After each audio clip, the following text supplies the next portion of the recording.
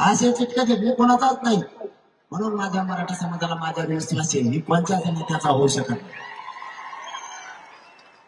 मी भाजपचा नाही, काँग्रेस नाही, महाविकास आघाडी नाही, फगाडी नाही ना कोणी नाही.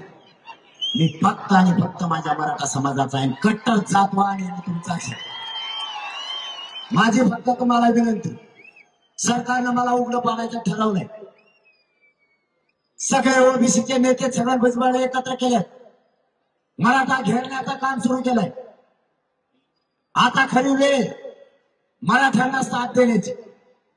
माय बापाओ, मला उघडं पडू देऊ नका. तुमचा मुलगा म्हणून तुम्हाला हात जोडून विनंती करतोय. मला आता हीच वेळ आहे की तुम्ही ताकदीने आशीर्वाद द्या, तुम्ही स्वाद द्या. तुम्ही जर खंबीरपणानं मागे उभा राहिलात, यांच्या मुठीवर पाहिजे मी आरक्षण घेतो, काळजी करू नका.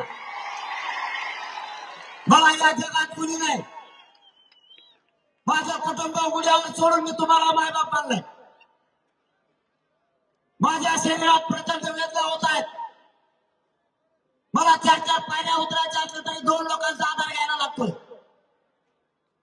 मी कधी मरेल हे सुद्धा मला माहित नाही. इतक्या भयानक वेदना मला होत आहेत.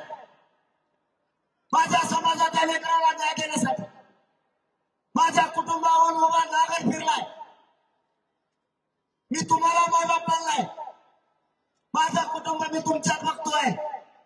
माझा बाप कुठे, माझी आई कुठे, माझा परिवार कुठे, मी लक्ष सुद्धा देत नाही.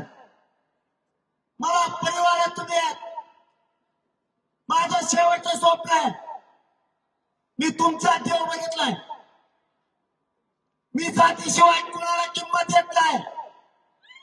उपोषणाला माझ्या शरीराची पूर्ण चांगली झाली. माझ्या अंगात रक्त नाहीये. माझा अंग कधी पण चक्कर कापायला लागतंय. माझं वजन कमी झालंय. मी तुमच्यात कधी असायचं नाही याची सुद्धा मला भीती वाटते. पण मी आहे तोचपर्यंत तुमच्या लेकराला आरक्षण देईन, त्याशिवाय मरणार नाही. यांनी किती घेरू द्या, किती षडयंत्र करू द्या, मी नाही हटत. माझं शेवटचं स्वप्न आहे आपल्या कोटीला मराठ्यांच्या लेकरासाठी, मी तुमच्या लेकरासाठी, यांच्या सगळ्या दुश्मना